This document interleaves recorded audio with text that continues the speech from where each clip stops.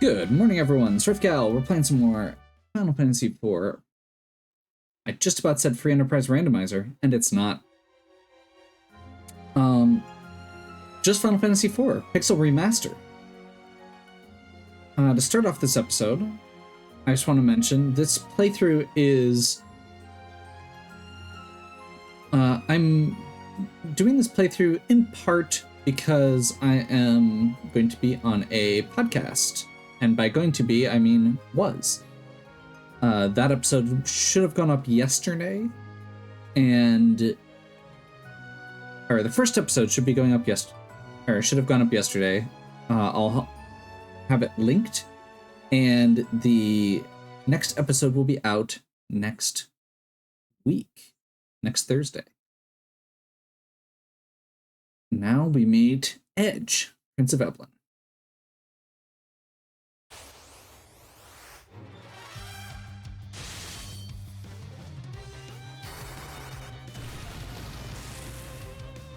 Fire's the best thing to use against the Fiend of Flame.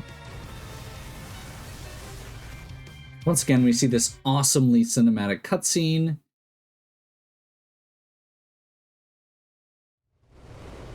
And Rubicante leaves us behind.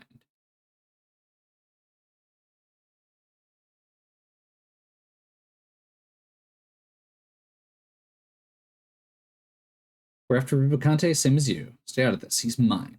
Obviously, you don't know who you're dealing with. He's one of the 4 elemental lords. You saw how easily he overpowered you. Take me for some craven prince? I'm the rightful heir to the throne of Evelyn, a kingdom long famed for its ninjutsu. I can take care of myself. Just stop it. Tella, Yang, Sid, they're all gone. Please no more. Hey, Rydia. Rubicante is the strongest of the 4 lords. The odds might be against us, but if we must recover the crystals. Okay.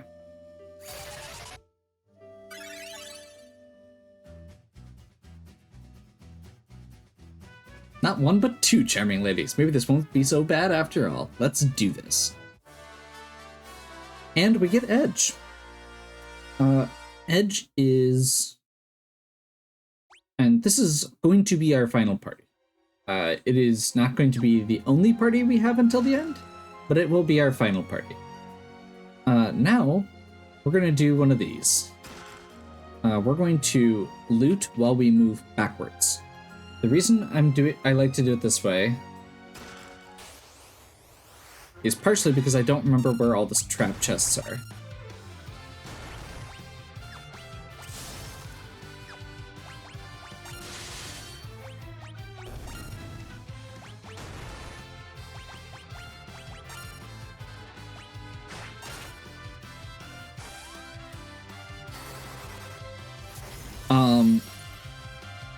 And with the trap chests, I really wanted to make sure we had Edge to get that XP.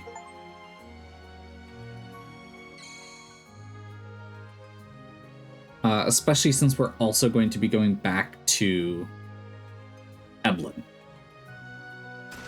Which I should say is the other reason.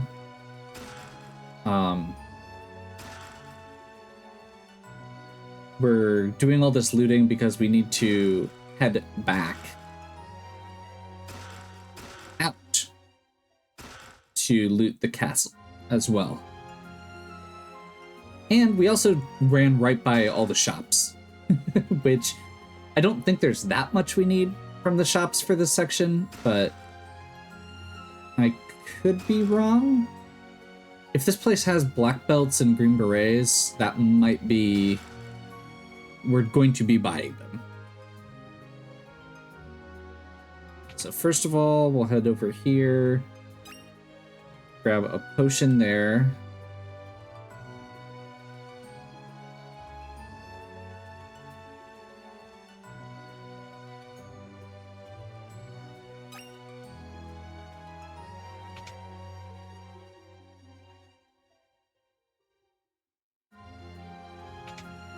And we'll check the shops.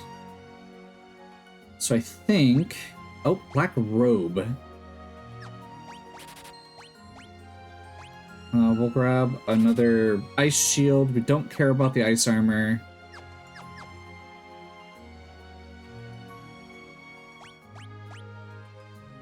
He's already got 2 kunai, killer bow, poison arrows, our staff. I guess we'll grab poison arrows. Okay, that was not really worth it, but that's okay.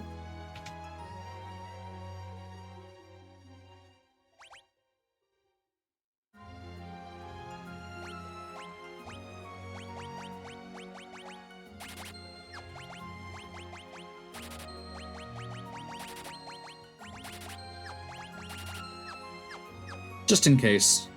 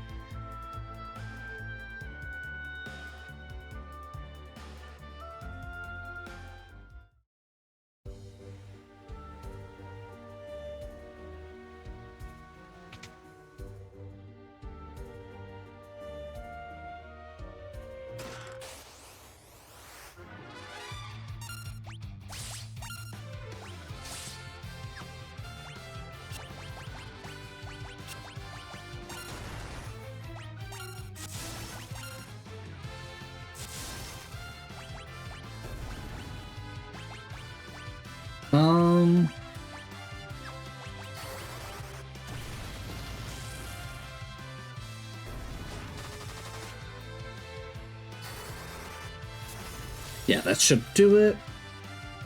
The steel golems are all weak to ice. Undead are generally weak to fire.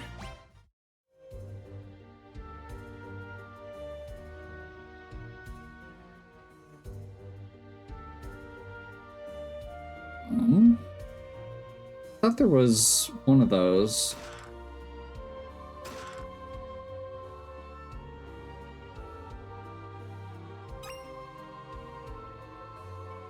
I really never appreciated the music in this area until I was listening through the soundtrack for the remaster and came across it.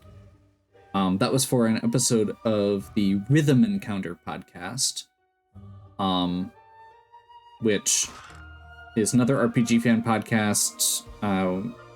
Bring on music associated with theme, and the theme for this one was underappreciated or overlooked JRPG music. And I brought this one on because it's one of those songs that it plays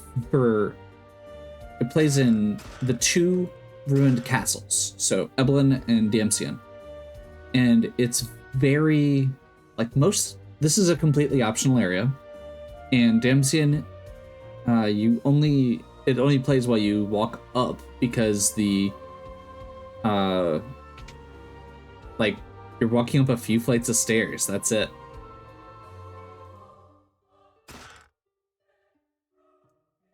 I believe coral whiskers are an instant death item.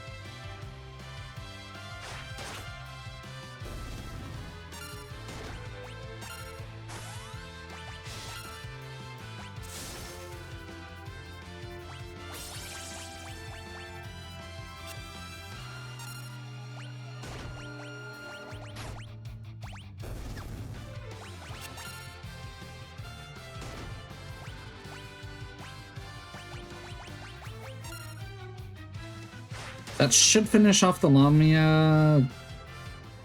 I thought they were weak to Holy. That did not do much.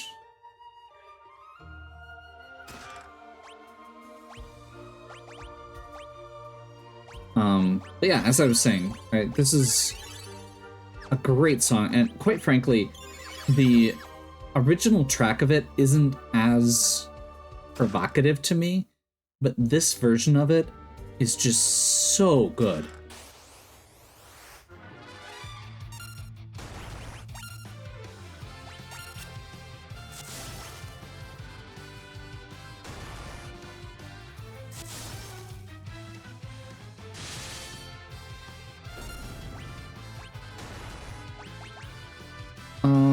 I believe they are pretty much immune to magic.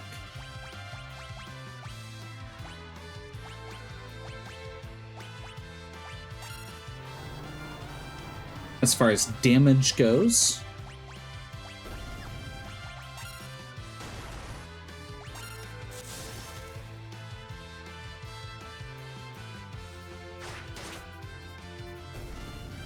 However, they are mage-type enemies, which makes them weak to mute arrows.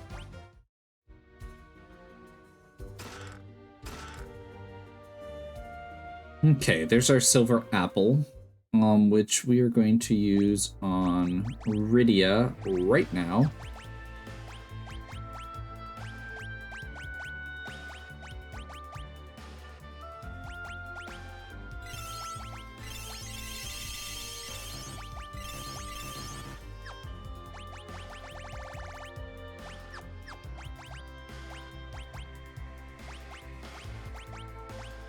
Make sure I'm remembering this right. Yeah, we're good.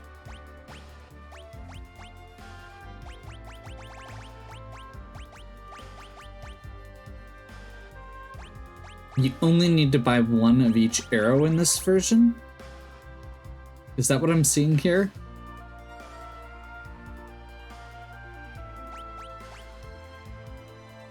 Huh.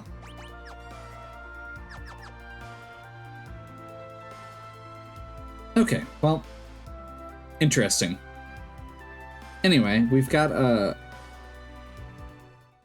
That's a pretty solid little bit of XP there for Edge. He's still quite a few levels behind everybody else, but that's okay.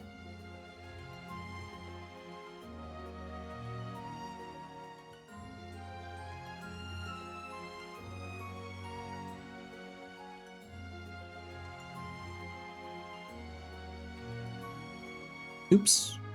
Missed one of the treasure chests there. Not like it's a huge deal.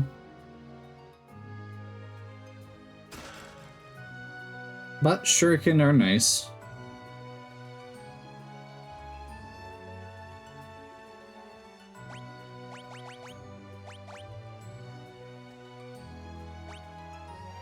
Resistant to fire. Yep.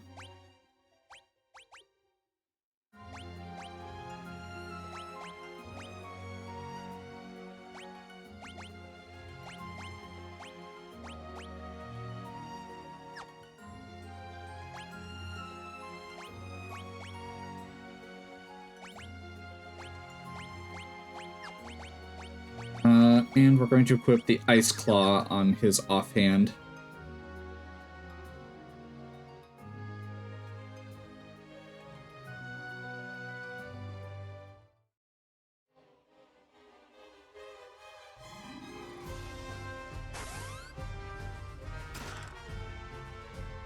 One of the nice things with Edge is that because he uses two weapons, you can use the first one to do damage, to get his damage numbers up, and the second one to apply an element with an elemental claw. And actually, in this case, we want the... Oop. That is not what I was trying to do, but oh well. That's supposed to be a switch to the Fairy Claw.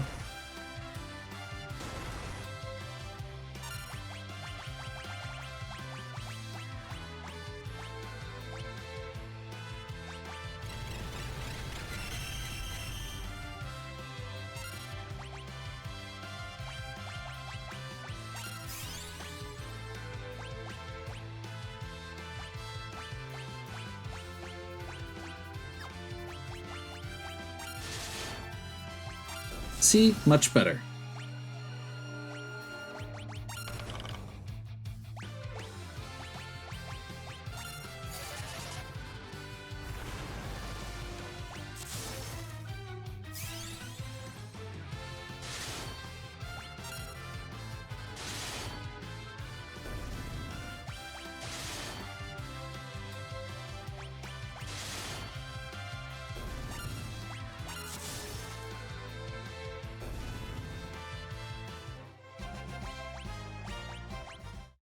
And I believe that should give the Ogre Axe, which is awesome. We're not going to use it yet, but it is a pretty powerful weapon with pretty high accuracy. So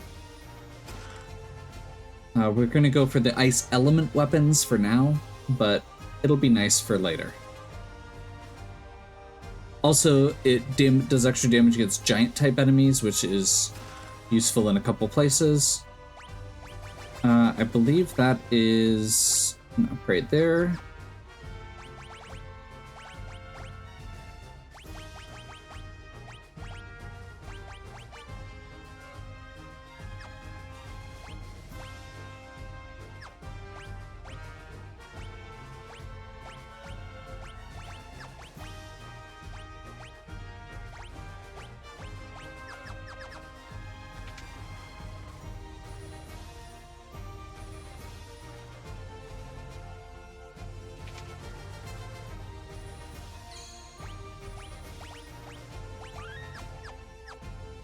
Quick stop at the save point.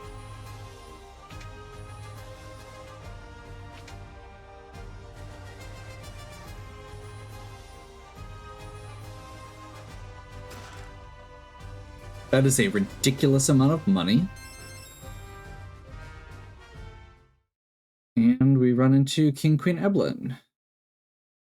You're alive? To hell! Okay.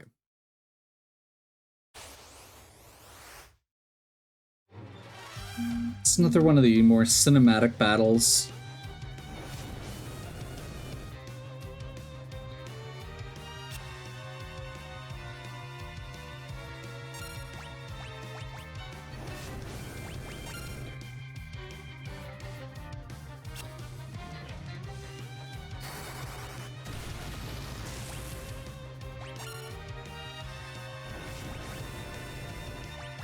They should automatically, or the battle should automatically end after a little bit here.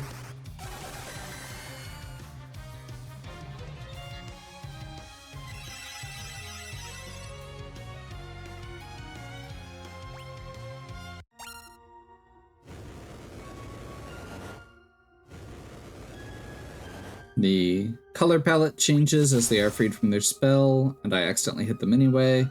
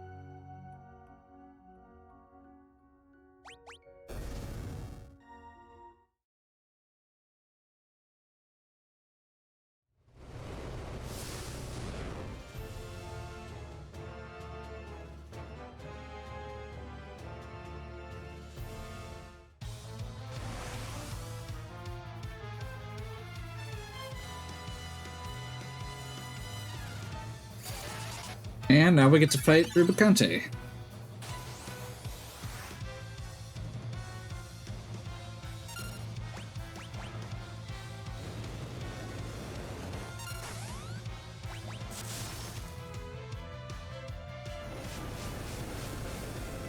Counterattacks with Fyra, but that's okay.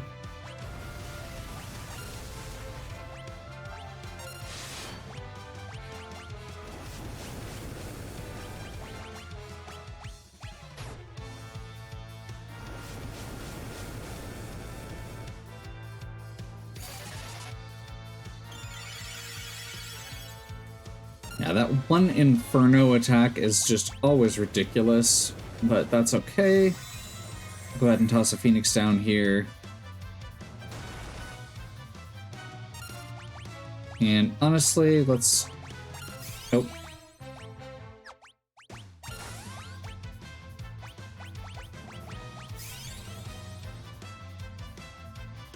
Just because of the Fyra counterattack that's going to be coming up.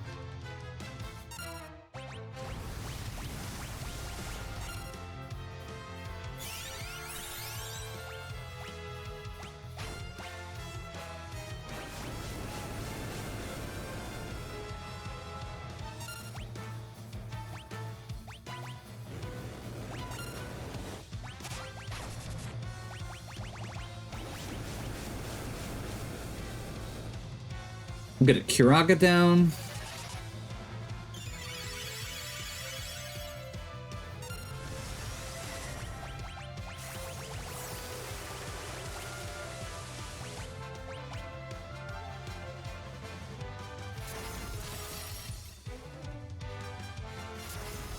That's right, while his cloak is going...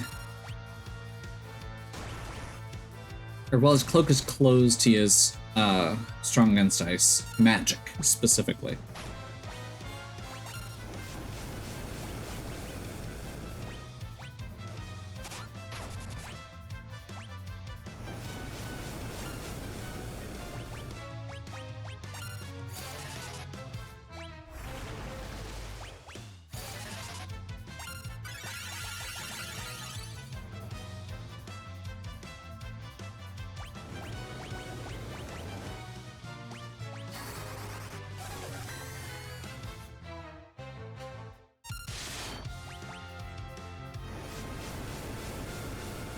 Get the jump lined up.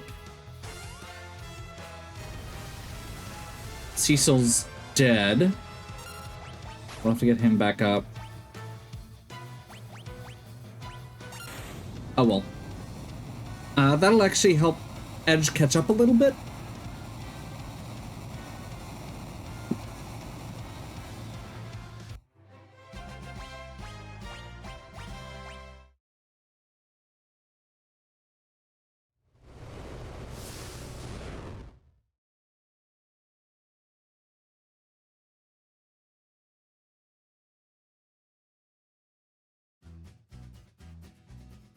Apparently, random people from Eblin show up.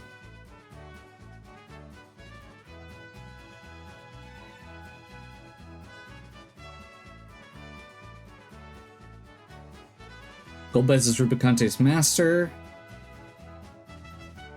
We have to stop him. Eblin can wait. We've got to stop this guy before it's too late. Stop worrying and go home. I'll be fine.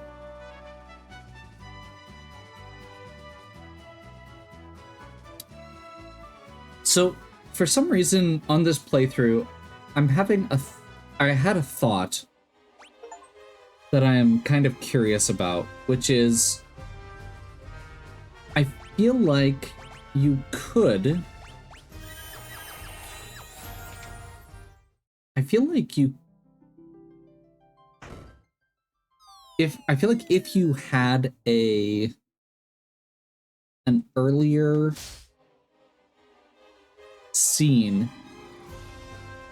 with some of these characters, it would have a little bit more emotional resonance. I'd be kind of interested if in the intro, like, there was like a scene where you meet the King and Queen of Eblin briefly, like there's an envoy from Eblin or something like that is complaining about the king, and that's part of Cecil's like back and forth. Also, Rydia completely dismissing Edge is always the absolute best thing in the world.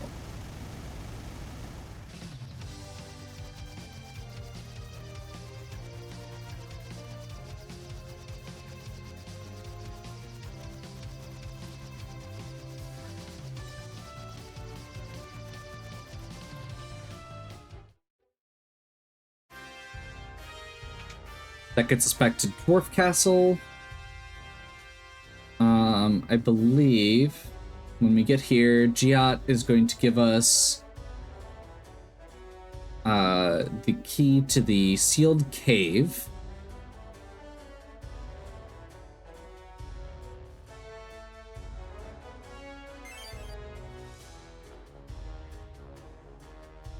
And I believe as we leave, maybe I'm misremembering. Because right now we can't cross the lava. Yeah. So we also have to find Sid in the castle.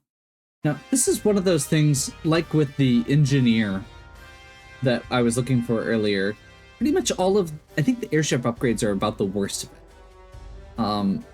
There's these scenes where you have to, like, if you didn't know that Sid was here, you have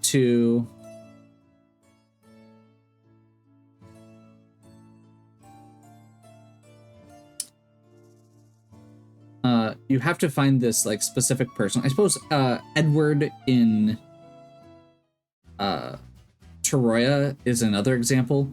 There's a few of them where you really have to wander around. There's just not signposted. And it's frustrating. Not the best game design.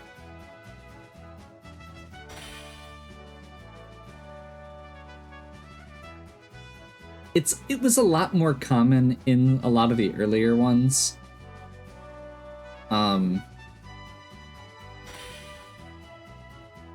Most modern games would either put something on your map or have you you know, put like a exclamation point over an NPC's head or something like that to give you some direction.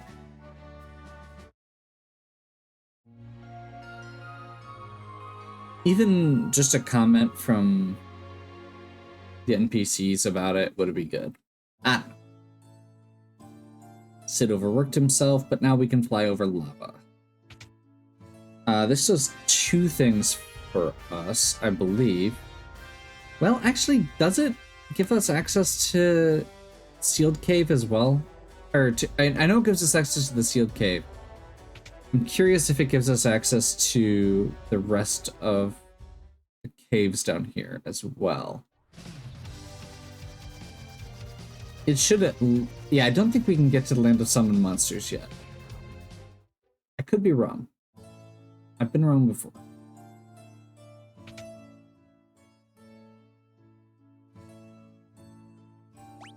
We're gonna get a second Ashura here. We're gonna get a second Ogre Axe.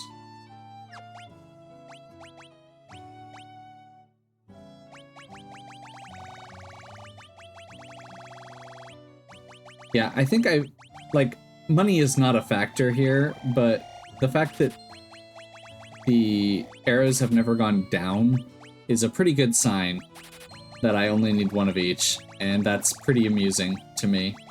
And says a lot about how ridiculous the money is when you have the multipliers on.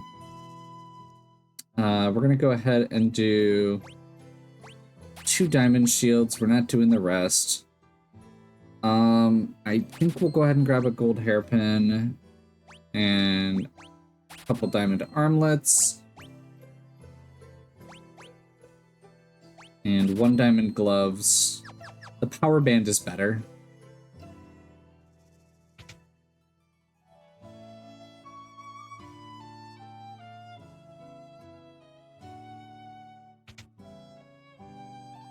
This guy's a farmer. Oh. I thought that was the dwarf who said he's a farmer in the original. Maybe that was a translation thing.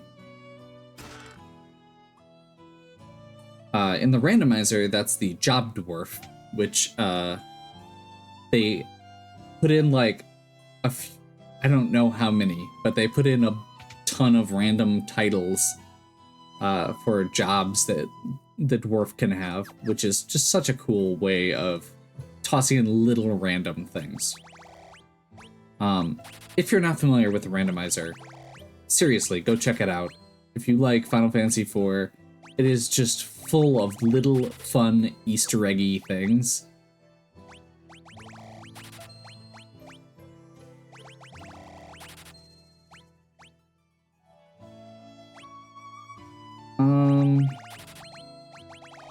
I know I just got these, but I just want to clean up my inventory a little bit.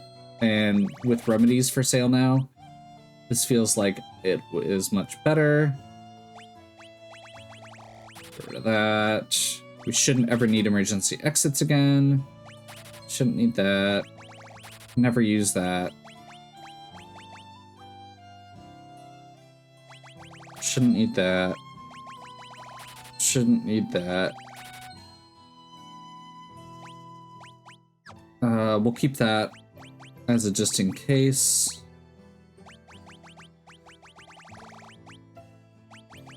And we'll start going down this list here quick.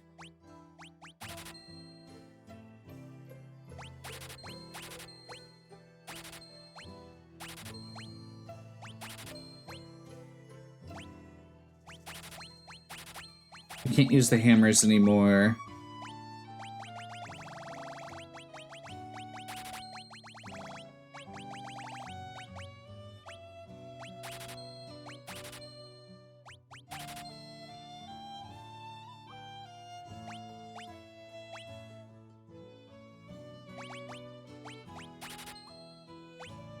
We've got two green berets, so we don't need that anymore. We're not going to use the ice armor, flame armor, mithril armor, because Kempo gis are way better.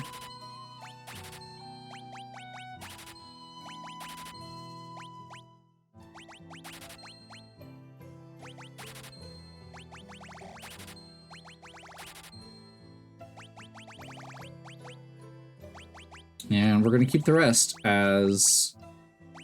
well, except the kunai, I guess. Shouldn't need the kunai. Or the bestiary. Okay.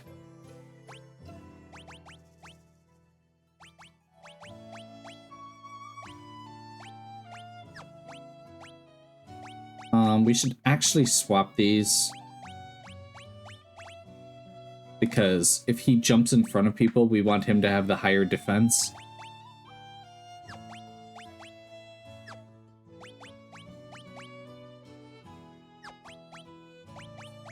And I'm okay with him having the power armlet. I'm gonna go mithril staff. How big of a spirit bump is that? And how big of a drop is it in stats? Gold hairpin is just better defensively. I'm just gonna go ahead and Sage's Miter. And rune armlet, honestly. Like, we can go Diamond Armlet on... I forgot how good the Dancing Dagger is. Technically, the Dancing Dagger is actually better for Edge than his starting sword. And then I think she should be good to go. Already. We don't want to use the Blood Lance because it is negative to every stat. Negative 10 to every stat.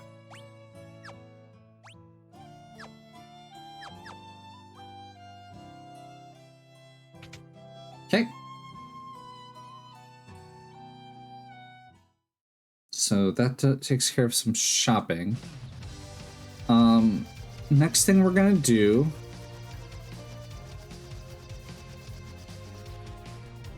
is actually kind of weird.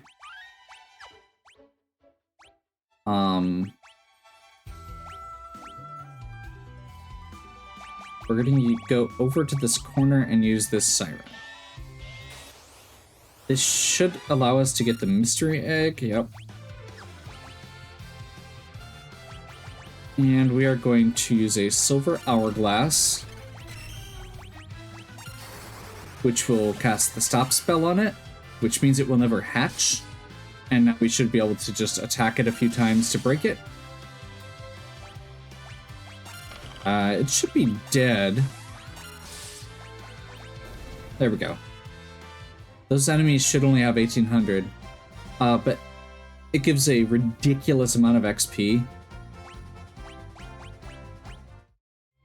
Using a siren will guarantee a specific encounter depending on where it's used, and that is the best XP rate that you can get anywhere in the well, in most of the areas in the game. Basically until you get to the moon. For regular encounters, I should say.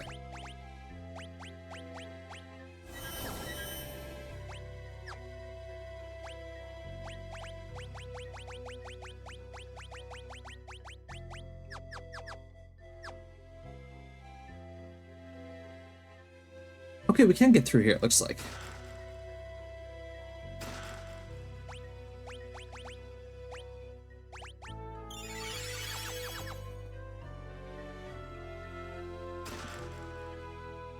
That means we can be even more broken by the time we get down. So the float spell, I believe, resets on every floor, but allows you to go over these damage tiles. I believe this is the trap chest. No? Must be one of the ones in the hidden area.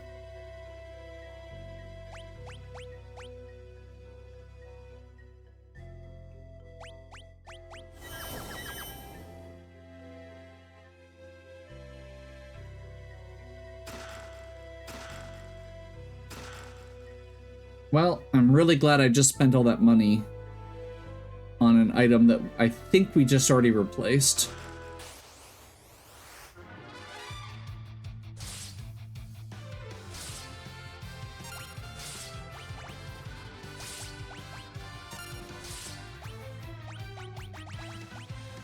We're gonna do another silver hourglass because regular enemies, that is easily the best way to deal with them, and a lot of these trap chests are pretty powerful.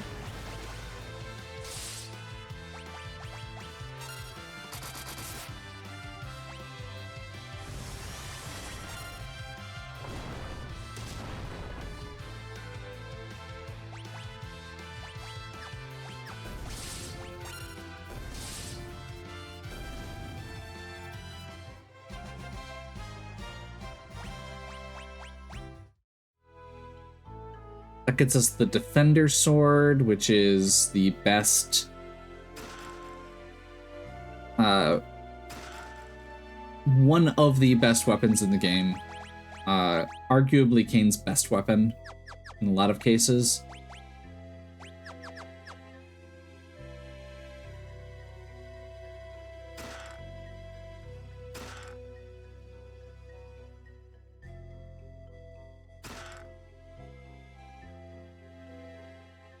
When I was younger, I never knew about this little section. You get the samurai arrows and samurai bow, which are significant upgrades for Rosa offense if we want to use her offensively.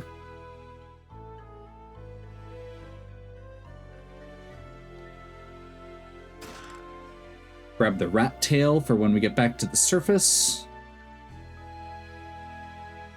And of course, I literally just got done saying about how I just spent a bunch of money on stuff that I'm just going to replace, and then I remembered that this is even better. We're going to grab 2 light robes, 2 Aegis shields.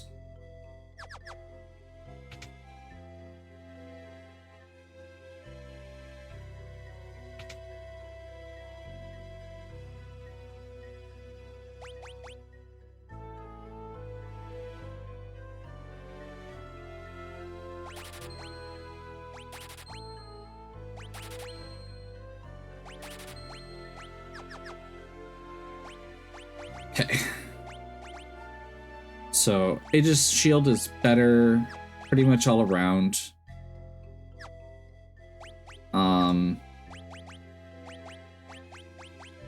We are actually going to go ahead and equip the flame shield for this section.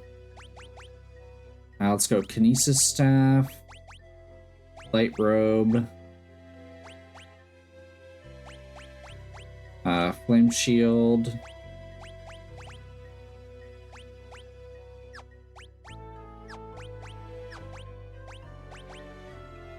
Fairy Rod, Light Robe, Gold Hairpin is still best. This is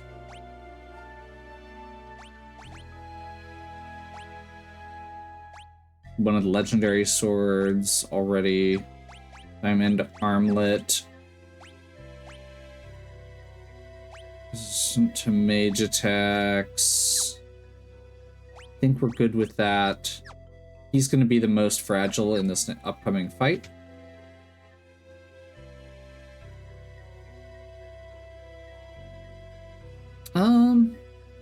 Do I want to deal with that immediately? Yeah, let's finish that off this time. Before we get to the sealed cave, we'll do the sealed cave next time.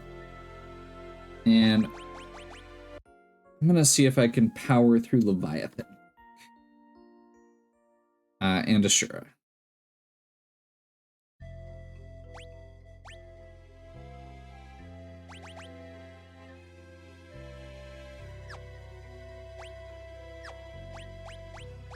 Magic, Rosa, Sort, Custom. I'm gonna put Kiraga there, and we're gonna grab a Reflect.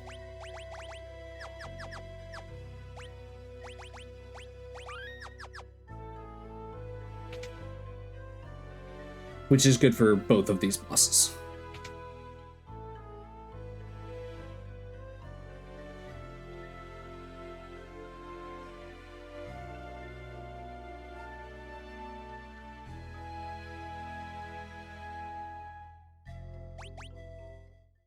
Okay, so we have to fight Ashura first.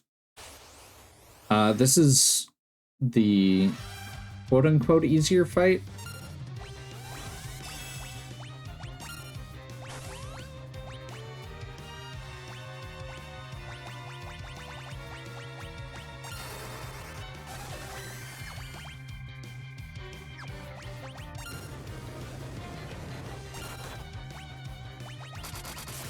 And we're actually going to cast Reflect on her.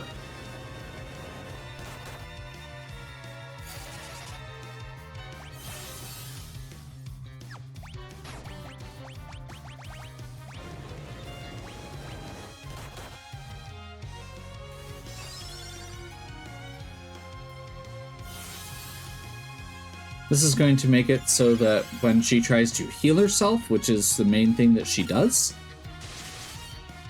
it will instead heal us. Pretty straightforward.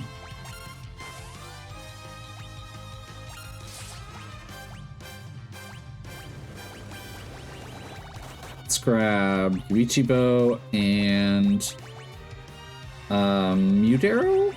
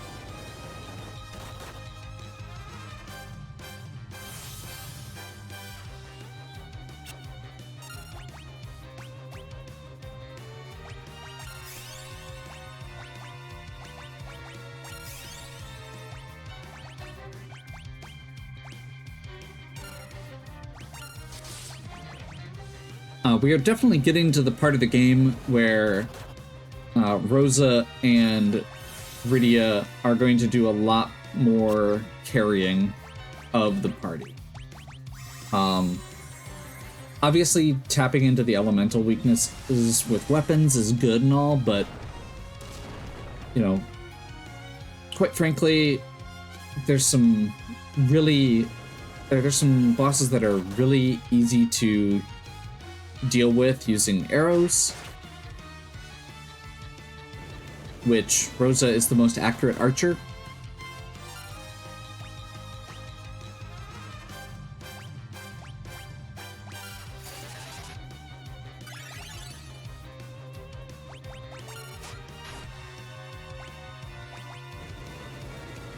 And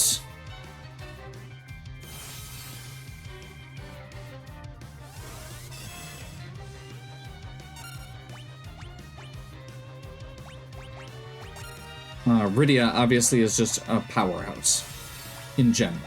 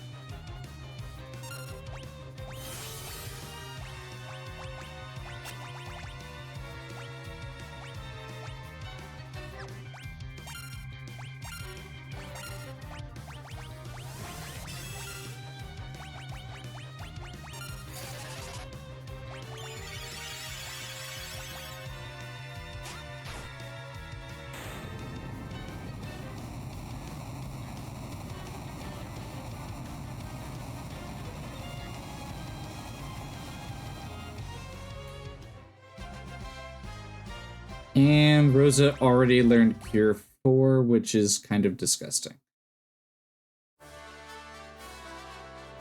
I may turn off the ×4 XP at some point here because we're already getting pretty... This is already pretty ridiculous.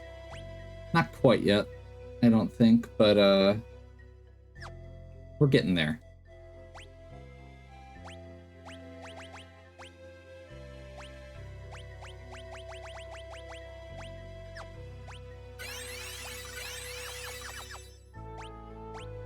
Well, actually, you know what?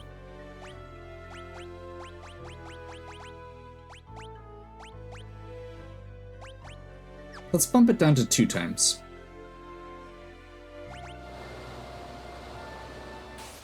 I don't want the entire endgame to be too easy, and I'm already pretty familiar with the game, so it's not like this should be hard.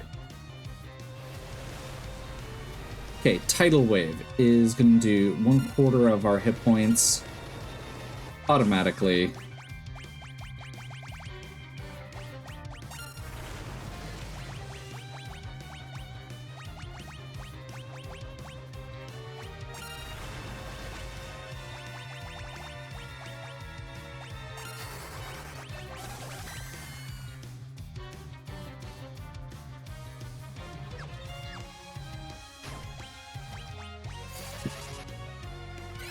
Top everybody off quick.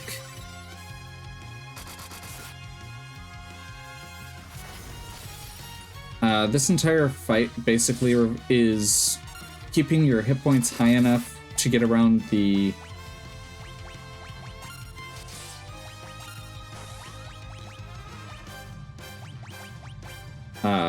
percentage-based attacks and Blizzaras. That's why we equip the flame shields.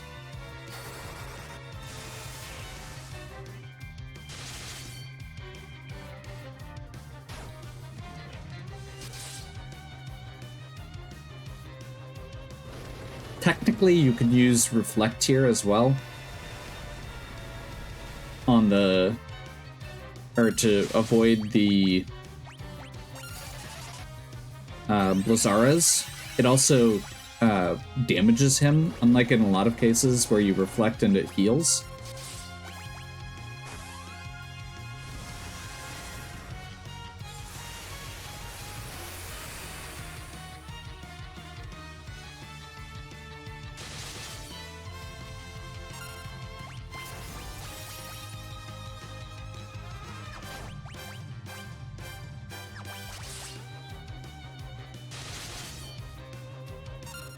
Should be getting close.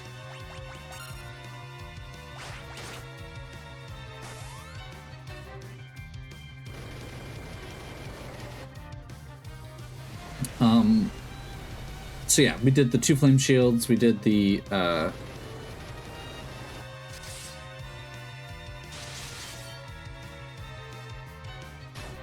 Actually, yeah, that's about it for what we could do. I wish we had a way to get Edge's magic defense or ice resistance up, but it is what it is. Honestly, if we wanted to put Reflect on someone, Edge would probably be the best person. Just because he's the squishiest to those Blazzaras. Fun point of trivia. Leviathan has the highest attack stat in the game. Yep. He has no physical attacks and no way of doing physical attacks to you, so it is a completely moot point. I believe the theory is that the game devs actually just started with all the values at max and reduced them, and for enemies that don't ever use physical attacks, especially bosses that don't use physical attacks, they just bumped all of them, the rest of their stats down, but they left those high because there was no point in getting rid of it. Okay, so we've got Leviathan. I think we're gonna wait on the Sylph Cave until later, and like I said, at this point, we've done our dip here. We should be able to exit. I'm very confused right now, but oh well.